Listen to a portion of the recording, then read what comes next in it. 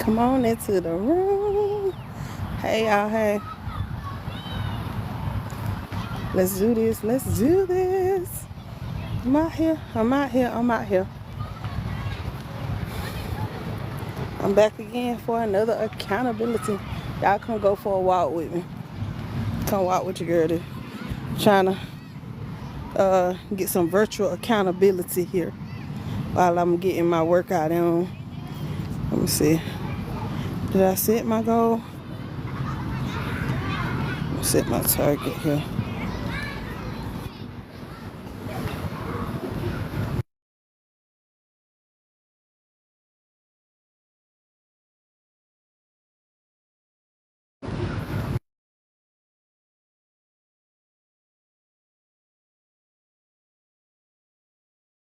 I'm out here setting my steps. I'm out here going for a 2 mile walk again. Just came on for some accountability. Come on into the room. Come support your girl. Come talk to me. Let's see what the Lord got for us tonight. Consistency is the key.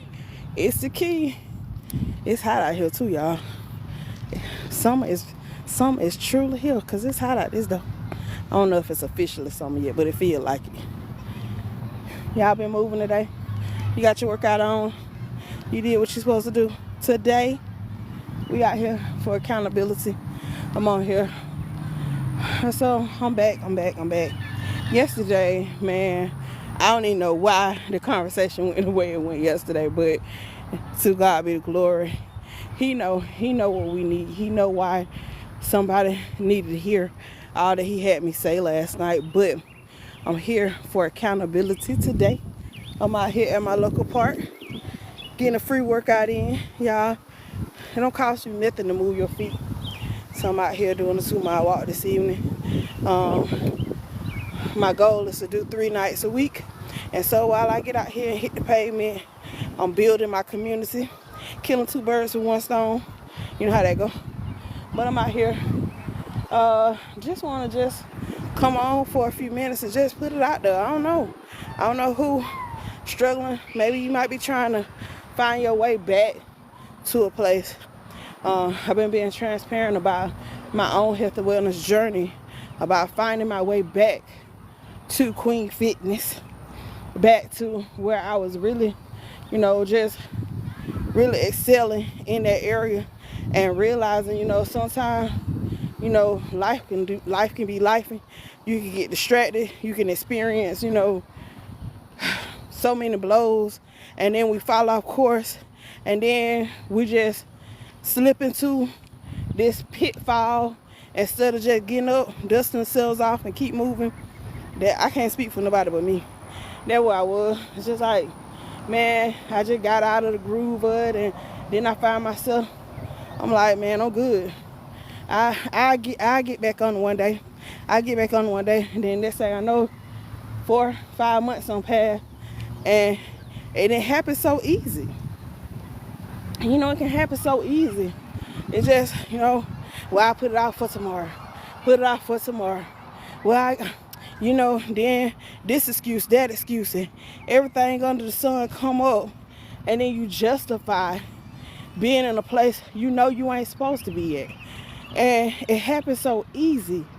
And, we get to the point where, because we don't have, hey sis, welcome into the room.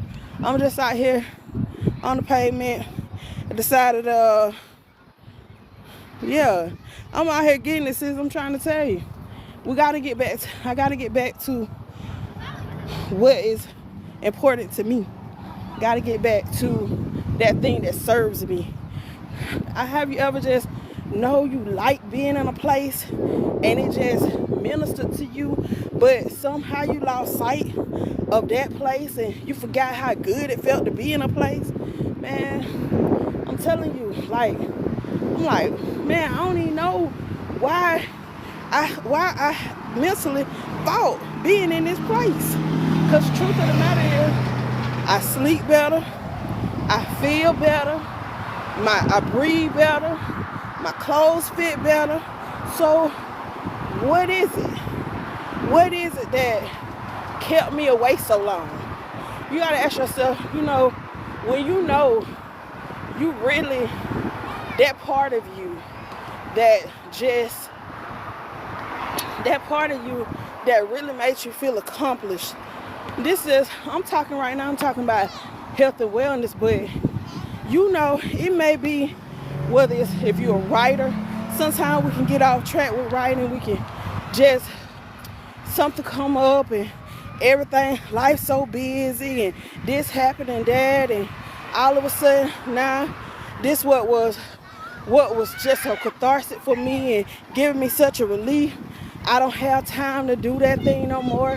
Whether it's maybe you a sewer or singer or whatever it is, you know what your gift is. You know the vein that you don't drifted from because of whatever the case may be. You don't find yourself disconnected from that part of you that really was serving you. It was really beneficial. It was really causing you to break through in a place. But because the distractions came and it pushed you off course, and now you're trying to find your way back to that place. That's where I'm at right now. Y'all, it's bigger than a number on the scale for me.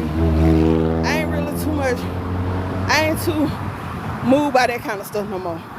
That used to be my story. I used to be so concerned, and I ain't trying to make it seem like I just don't care like that.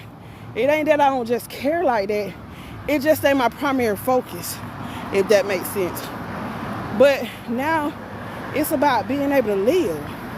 It's about being able, like I said, being able to breathe and being able to know that in the long run, I'm going to live longer because I'm applying myself. Y'all, I'm telling you, and it ain't even hard. It ain't like it's something that I couldn't do. It was just,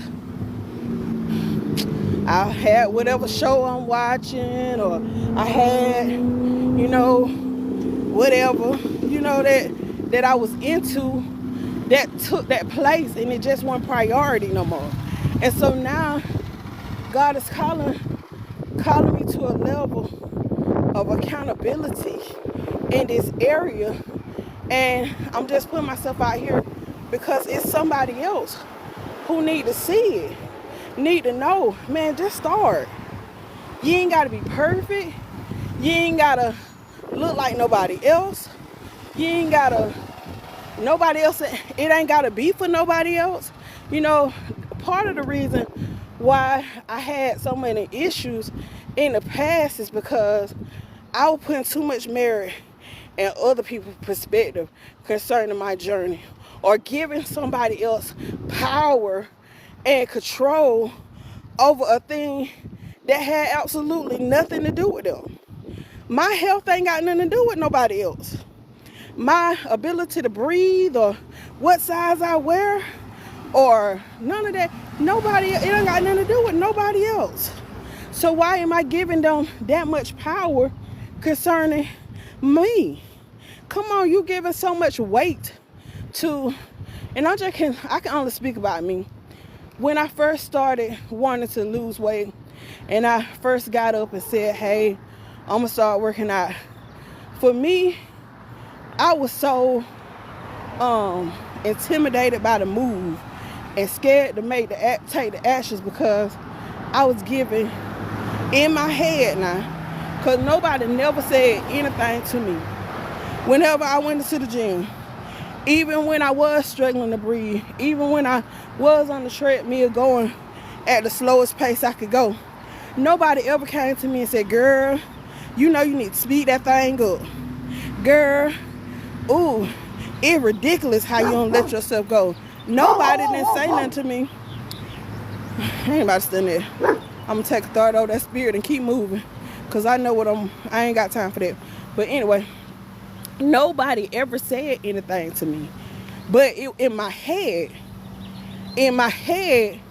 I had given a voice to a person that didn't even exist. Nobody ever came to me in the gym and tapped me on my shoulder and said, girl, you don't belong here. Nobody ever came to me and said, you know what? It's a ridiculous that you let yourself go like that.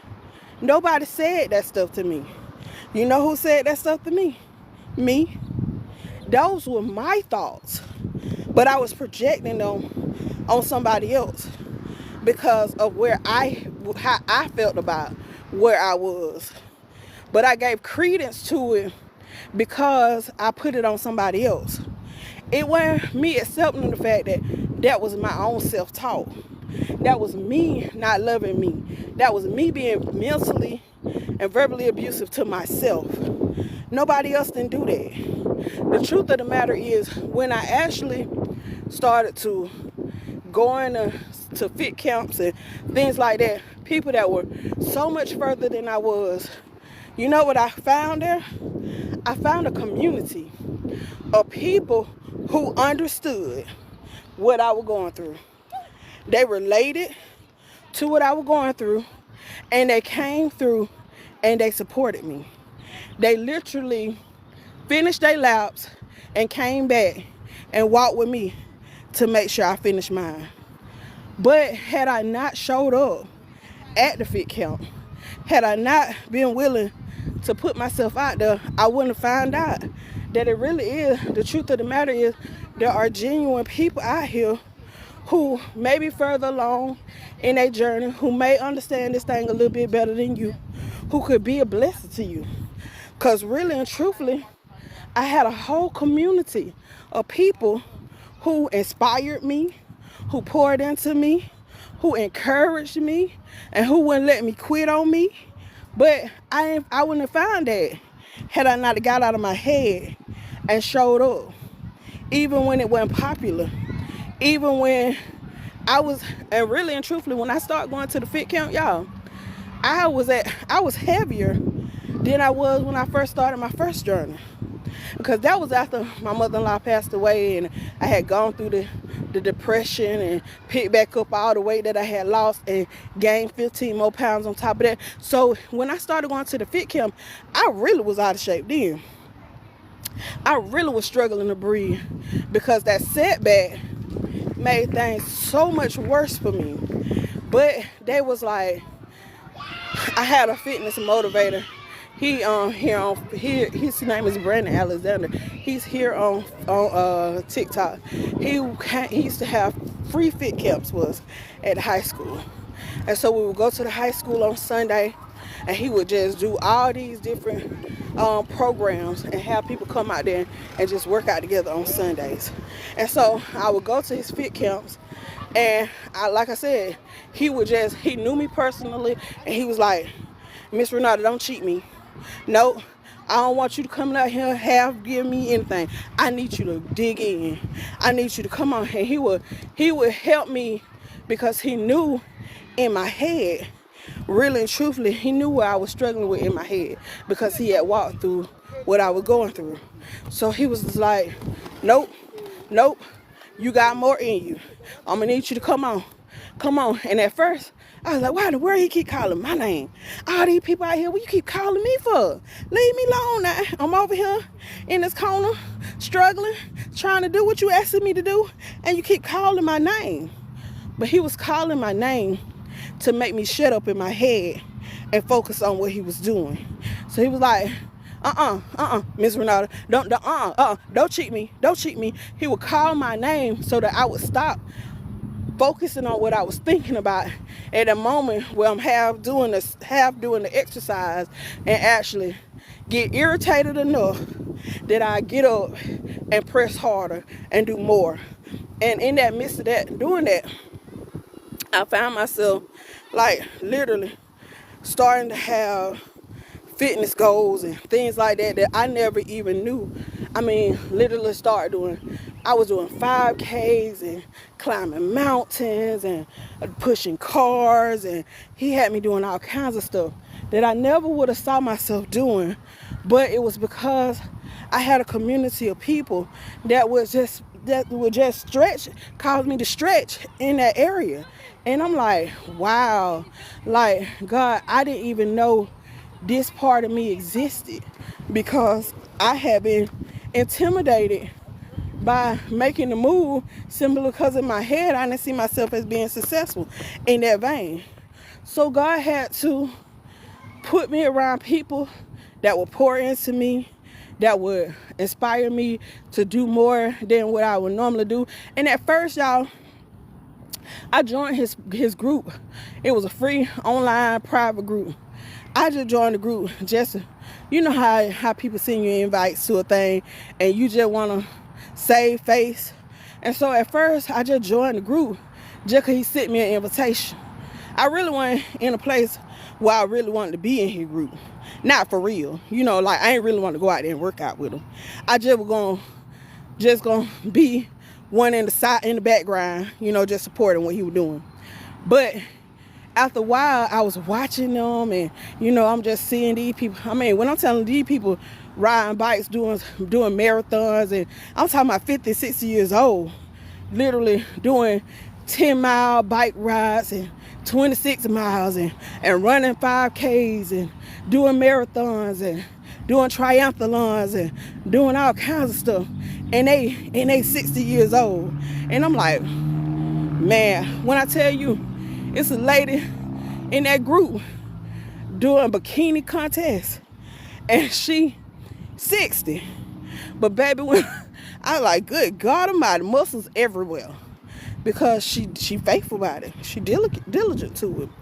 And when you see like the before and after pictures and you see all that they were really accomplishing, I was like, oh my God, like really and truthfully, it can happen. But you got to get out of your head and you got to be consistent. You got to keep showing up. You got to be willing to sacrifice. So he would have us do things like, you know, for Thanksgiving, we knew the holidays was coming, so he would have no meatless Mondays and earn your turkey and do all these challenges or jump rope challenges and miles challenges for the fall and all kinds of stuff to help keep you from being bored when it comes down to, because I get burned out quick. I can't do the same thing. So I've been consistently just doing it walking lately just to get back on track. But I got a whole weight bench. I got a weight bench. I got a steps. I got all kinds of stuff. I got a boxing bag. I got all kind of equipment. Simply because I'm not the type of person that want to do the same thing every day. Now, I might do the same thing when it comes down to eating, simply because I'm simple when it comes down to my meal. But when it comes down to working out, I get burned out with it. So I be like, I don't want to do that. Let me do something else. Let me change it up. And that's okay. You ain't got to be married to no method.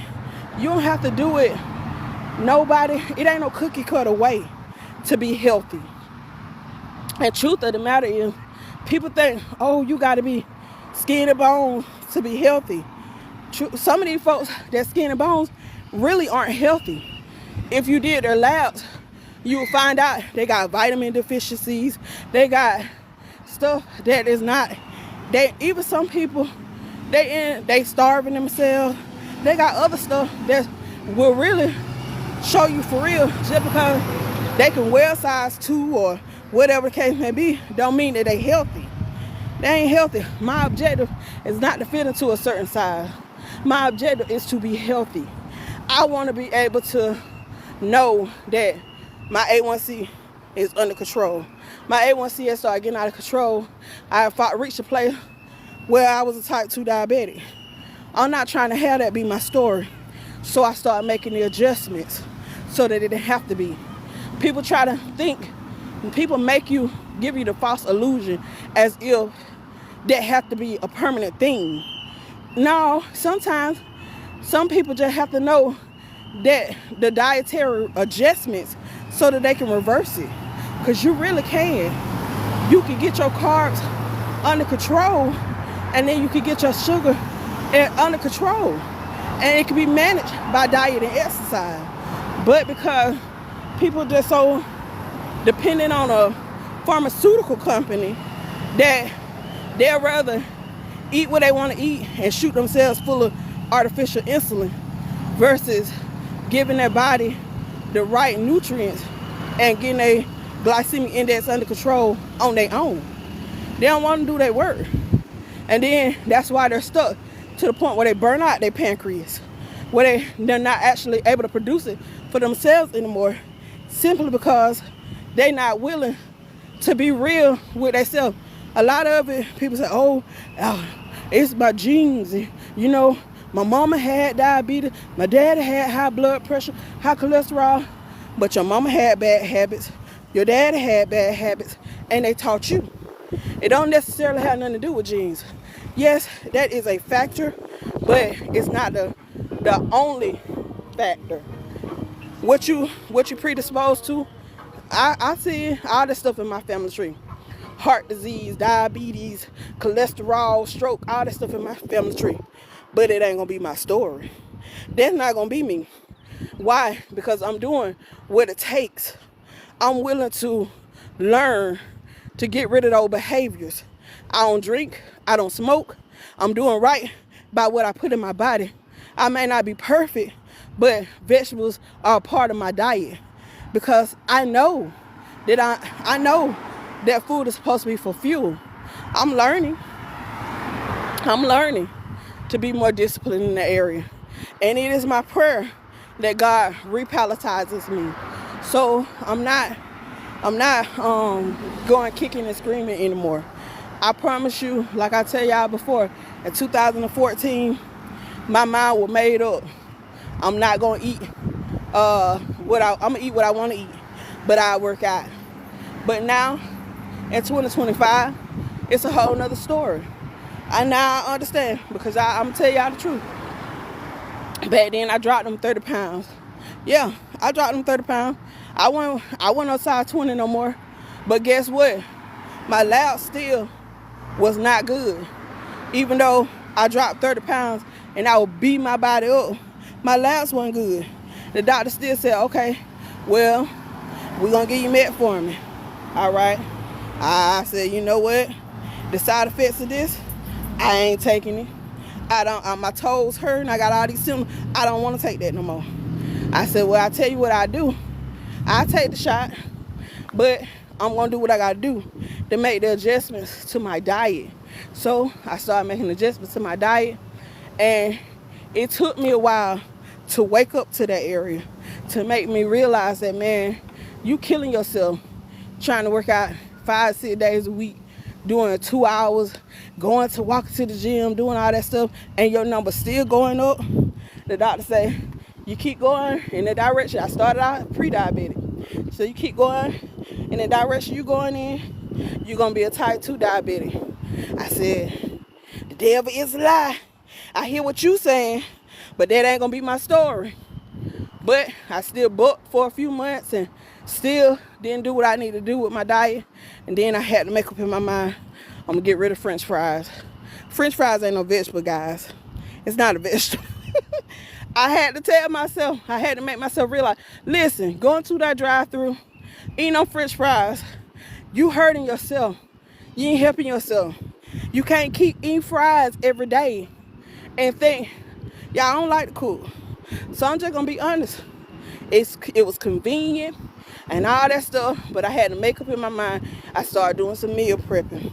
And when I started doing some meal prepping, I could cook on Sunday, and me and my husband have enough meals to make it to Wednesday. Then I cook another couple of things to make it to the weekend. But I started meal prepping, and I started to see changes.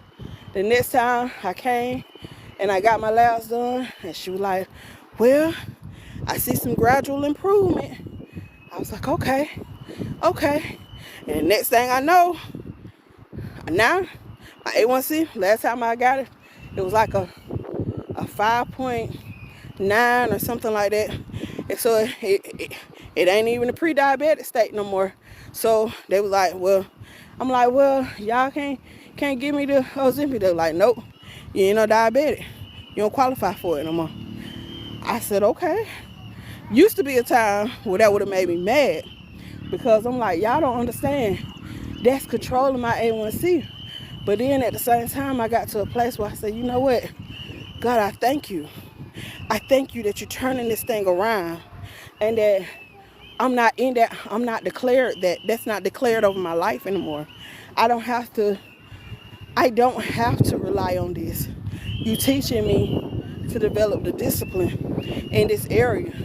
Some things, of course, fasting and prayer is going to be where you're going to get your freedom from. Some things, it's a necessary adjustments, whether it's diet or exercising, healing. Some of it is emotional healing, will get you to a place where you can release the weight. But either way, it's possible. It can happen, but you got to be willing to ask yourself the hard questions.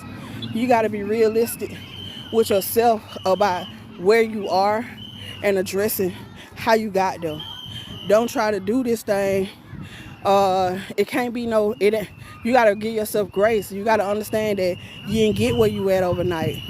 And you ain't going to change where you at overnight. But it can change. It's so possible to transform who you are. But we got to stop trying to do it on the surface. You got to deal with the root issues. Do it from the inside. Let God teach you how to fix what's going on the inside of you so that it'll show up on the outside. The most thing that I got out of my health and wellness journey is the emotional healing more than anything. Now I'm to a place where I'm comfortable in my skin, and I'm not really concerned about the number on the scale anymore because I love me, all of me, whether I look like a supermodel or not. I love me. And when I learn how to fall in love with the person who God created me to be, and if I don't like what I see in the mirror, I can change who I am without damaging me, without attacking me. I can make the necessary adjustments in a healthy manner. And it don't have to be me saying derogatory things to myself.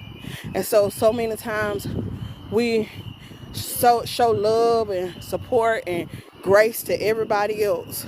But then when it comes down to you mistreat you. We could be our own worst critic. And I'm just talking about my own journey. I can't speak for you. Maybe the things that you're saying to you are good things. Maybe your perspective that you have of yourself is a positive approach. And I thank God if you didn't have to be, that ain't your story. I thank God if you're not the type of person that beat yourself up every day about little things. I'm glad they know that you're in a healthy place, but if you in this room and you know that there's room for improvement in that area, take what I'm saying today.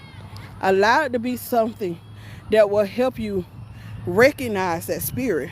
Because truth of the matter is the enemy will use anybody who yield a member to him, including you.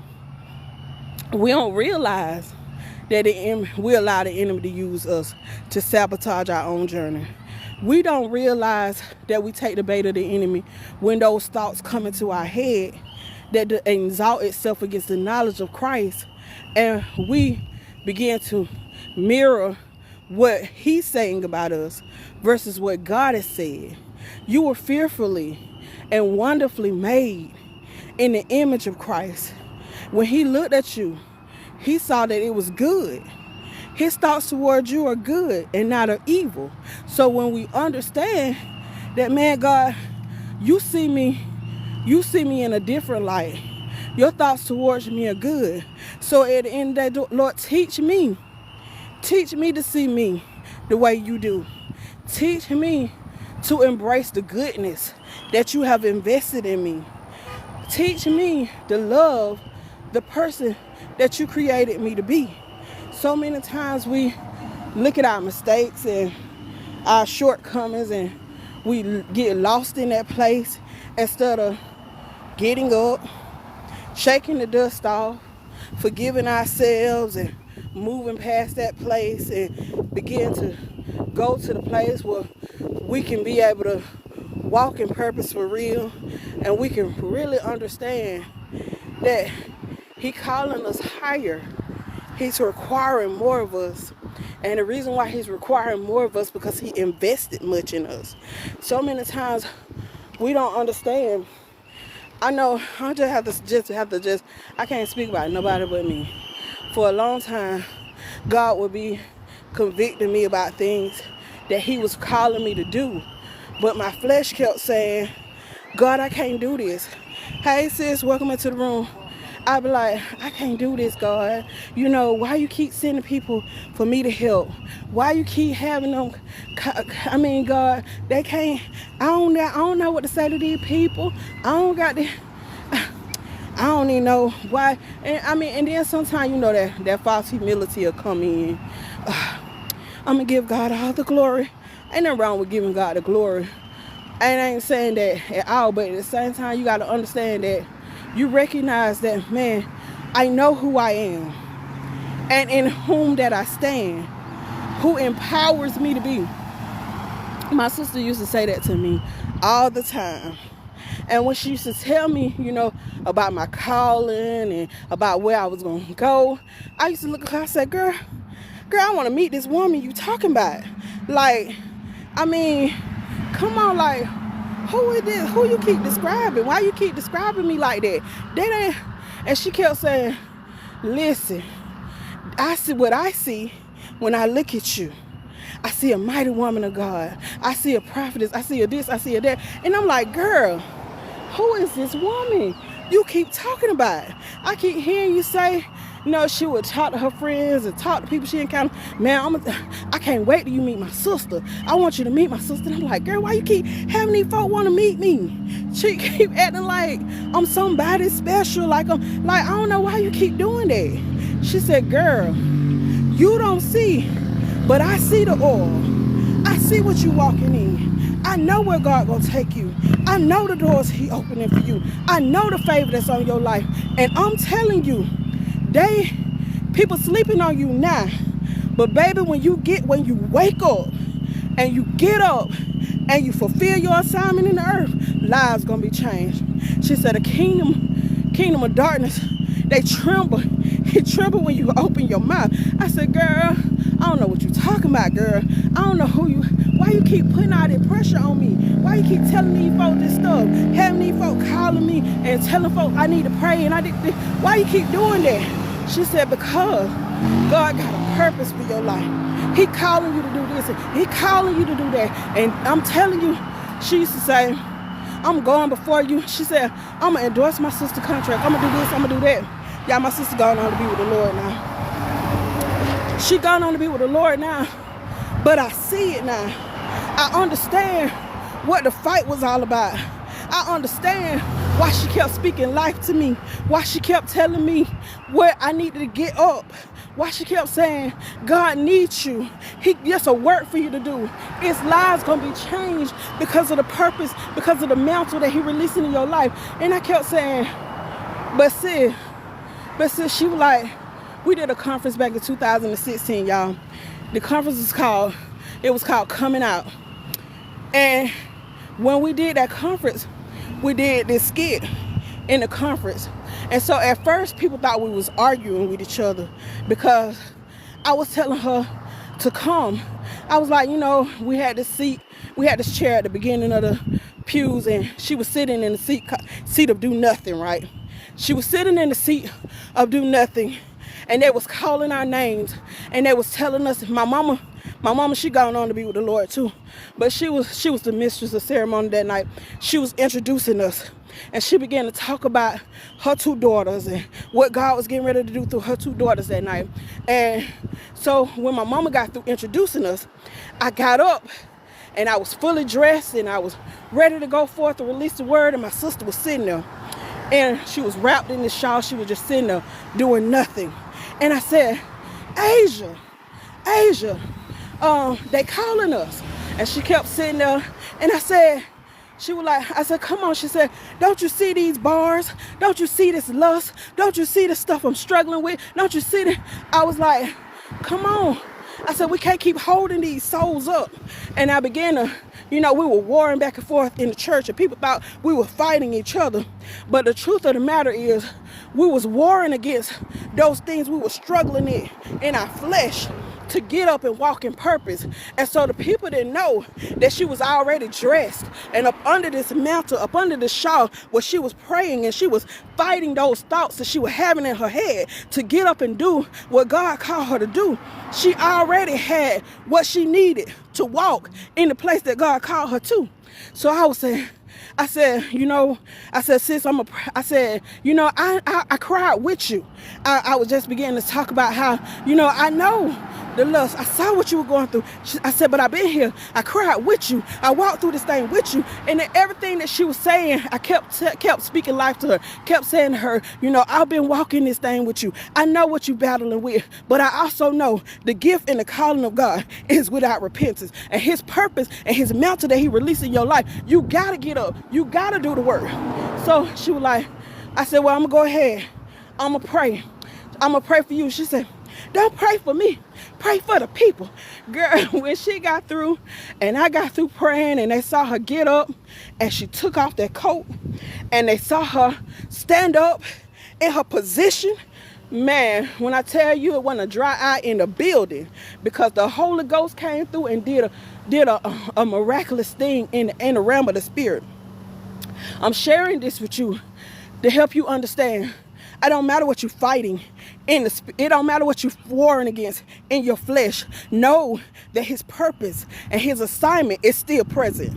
Who he called you to be is still who he called you to be. You got to get up. You can't keep sitting in the seat doing nothing, settling in a place, succumbing to the struggles that you got in your flesh. You got to get up. You got to press past those mind battles, those things that want to exalt itself against the knowledge of God, and do what he called you to do, because he is still calling you to come forth. He is calling you to walk in your purpose. I don't know. I don't even know why. I do know. I ain't even gonna say that. It's the Holy Ghost. I know why I'm going here, because it's somebody in this room who need to understand what the fight is all about. It's some things that have been plaguing your mind. It's some things that trying to keep you trapped in a place, but God is calling you to get up, and do what he called you to do. Shake your grave clothes off, silence the noise in your mind, and do what he called you to do. I don't care what it looked like. I don't care how many people don't understand it. I promise you, it done been so many people that done tried to make me shut my mouth. It done been so many people that done said, God didn't call you. He didn't do this. He didn't do that. But I know what God called me to. I know who I am and in whom that I stand. I know who empowers me to be. And I am an ambassador for Christ. I'm representing him well in the earth. And it does not matter what my flesh want to say about it. It does not matter what the people on the outside who don't understand want to say about it. Because at the end of the day, it's all for his glory and not mine. So I'm going to do it even if it don't look good. Even if my breathing is shallow. Even in a place where people might not understand may not understand why I keep showing up. They don't understand why I keep pressing. So many people want to judge. Oh, how you going to say you've been working out for 10 years and you still obese? That's all right. I'm still showing up. I'm still fighting. I ain't giving in to that spirit. That stronghold don't got me, because I already got the victory in it. God going to give me a strategy. He going to give me the insight. He going to set me completely free. And when he do, trust and believe me, I'm going into the enemy's camp, and I'm taking back the souls that are trapped behind that stronghold, who need deliverance. Some things, there's a price. There's a price. Oh my God. There's a price. Some places you walk in, some things ain't gonna just fall on you. Some things you're gonna have to walk it out. Some things you're gonna have to endure hardness for. Some things you're gonna have to sacrifice for. Some things it's just gonna take turning your plate down. Some things it's gonna take you being willing to be mocked and put to shame, because I'm telling you, folks keep coming in my live talking about you're gluttonous, this, you're that. Okay, you say what you want to say, because at the end of the day, you judging my transition. You don't know where God's taking me. You don't even understand. Oh my God, you don't even understand why God allowed me. It might be a scenic route. It might take me longer than it took other people, but trust and believe me, when I get there, when I get there, I'm going to understand the price that I had to pay. And when I get there, I'm not going to be going there just for me. I'm going there for those other people who need to see. They need to see that it might not be no straight route. It might be some hills and some valleys. It might be some twists and some turns.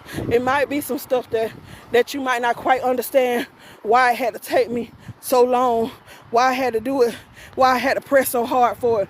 But God always, it seemed like nothing had been easy for me in life. I don't care what it is. I've always had to redo and come again, and some of it was because I didn't apply myself fully at the first go round, and I didn't get the lesson at first, and I had to go back and relearn some stuff. And some of it was I'm gonna tell you something about me. I ain't never been a shortcut type of person. I ain't never wanted nobody to give me something that I didn't earn. If my sister was still here today, she'll tell you, she was teaching me a class in biblical studies. She was teaching me a class, and I was actually taking a watchman course and learning about intercessory prayer. And we was doing all these studies, and I happened to have the work. I was working overnight, and we had a test. And I told her that day, I said, I really didn't get a chance to apply myself to study the material. I said, but whatever grade I get, I said, I don't want you coming up with no curve. I don't want you to do nothing. I said, whatever I get, I'm gonna earn whatever I get. I said, but if I don't make good on this test, it's okay. I'll be willing to apply myself and study and retake the test so that I could get a grade that I could be proud of. But I don't want you lowering no bar for me, because I don't want to give God nothing that didn't cost me something. I ain't trying to use the fact that my sister, the teacher, to make things easier for me. No, I want you to grade my stuff just like you grading everybody else's. And when I get my grade, whatever it is, let it be. But I promise you, you already know I'm not going, if I don't make what I want, I don't mind going back and doing it again so I can retain the material. But I don't want you cutting no corners for me. I ain't never been the type of person that want to compromise things, because at the end of the day, integrity is something I take pride in. I'm an integral woman, and I do that. I ain't trying to beat nobody's system. Even when I had my son at 16 years old, my mama took me to the defense department. I looked at them folks. I said, what I'm gonna do with $200? Baby, listen, let me go to work, because I ain't got time. I ain't got time for y'all system, because your system ain't gonna serve me. I know my baby gonna need more than $200 a month. So I go wait tables. I work the weekend and let him be at home at night with my mama while I get up and go to work and go to school and do what I gotta do, because I ain't never been the type of person that want to get over on nobody. That ain't my MO. And that kind of stuff vets my spirit when folks trying to take shortcuts and feel like the world owe them something and all that stuff. That stuff vets my spirit. I don't like that kind of stuff, because at the end of the day, don't nobody owe you nothing. Ain't nobody gonna give you nothing. If they're gonna give it to you, trust and believe me, it's strings attached. It's things that's gonna come alongside it. And to me, it ain't worth it. It ain't worth it. I'd rather get up and apply myself and get out of it what I put in it, and know that I gotta rest that night, and I can rest well because I put my effort in it, and I earned what I got. I'ma earn my keep. That's just me. That's why I had on one of my content videos, a lady was like, well, you need to talk to your doctor about bariatric surgery. And I was like, wait a minute, how dare you come on my content and try to tell me that She was like, well, I see you keep fluctuating, and if you have bariatric surgery, then you'll be able to get the weight off and keep it. And I'm the type of person, I don't clout back. I was there, my sister seen it, my older sister now. My other sister, she was like, because she a nurse and because she understand it. I was like, girl, why you coming in? I said, girl, it ain't even that serious. It ain't even that serious for you to come at that lady like that. She don't know what I know, but I know the aftermath. See, I done had to help people with how they felt behind seeing the loose skin, and how much damage it did to their teeth, and help them deal with the psychological damage of losing their hair and all the other stuff. So no, I don't want to have surgery. Truth of the matter is, I ain't never even really been, if you legally do it, I wouldn't have never qualified for it anyway. Because even though I might have looked like I had a BMI that was high enough, but my body mass index wouldn't have never got me the surgery anyway. But you don't know that because you don't understand the protocol and the requirements to meet the standard to be able to have surgery. I know all that. And I already knew I wasn't finna go out here and let nobody cut up on my body. Why I'm gonna let them cut on my body when I know that I ain't did everything possible in my own strength to change my situation.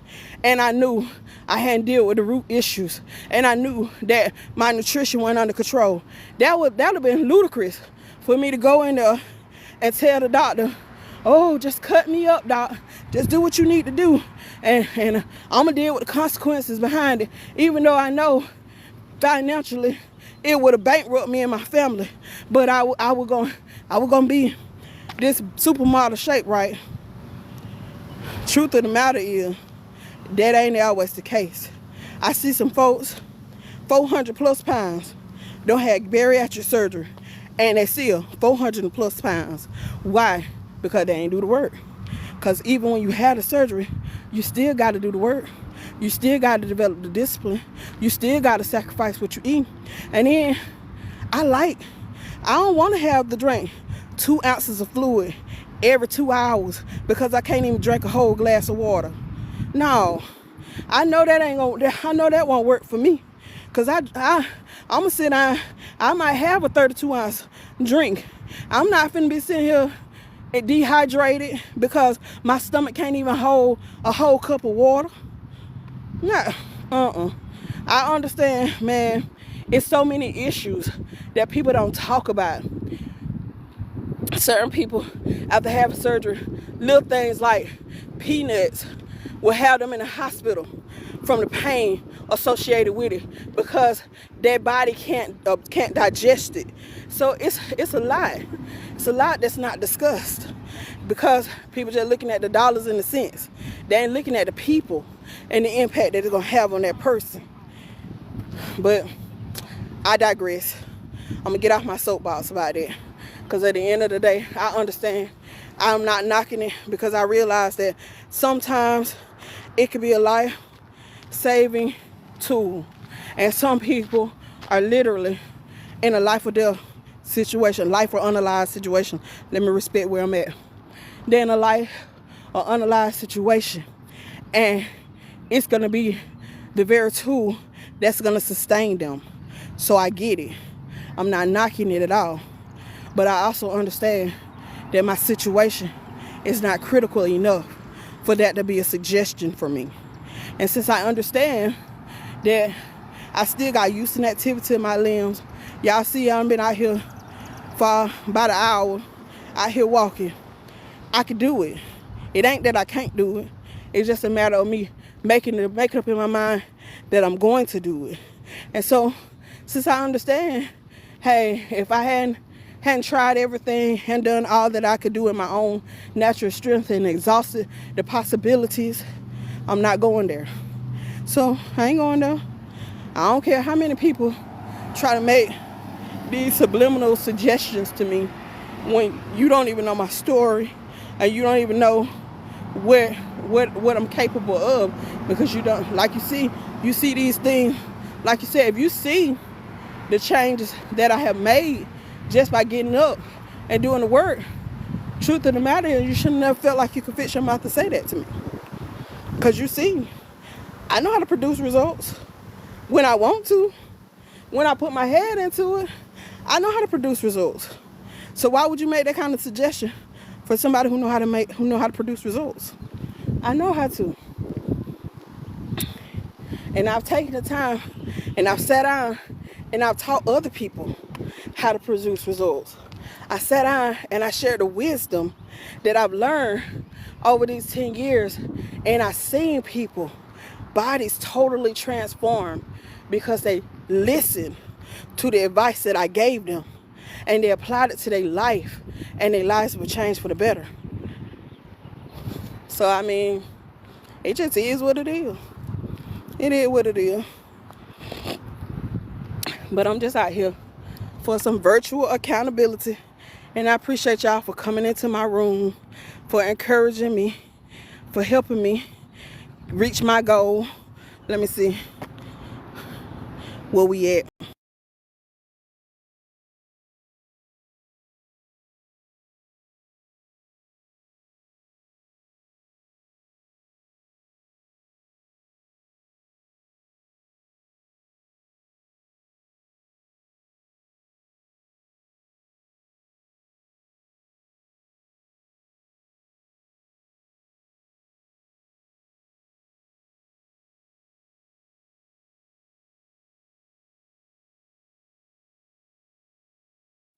I'm sorry, y'all. This thing ain't even been tracking. But it's alright, because I'll go back in. I know I done reached it. I'm going to be able to go back and pull it up when I get off of here. But I'm getting ready to make it in, because I don't want to eat after 8 o'clock. So I'm going to go home and eat dinner with my husband.